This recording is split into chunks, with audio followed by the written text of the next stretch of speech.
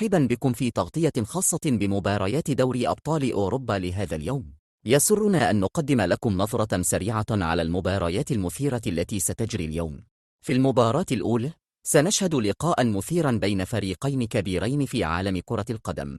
فريق أرسنال سيواجه فريق بايرن ميونخ في ملعبه، ويبدو أن الحماس سيكون في ذروته.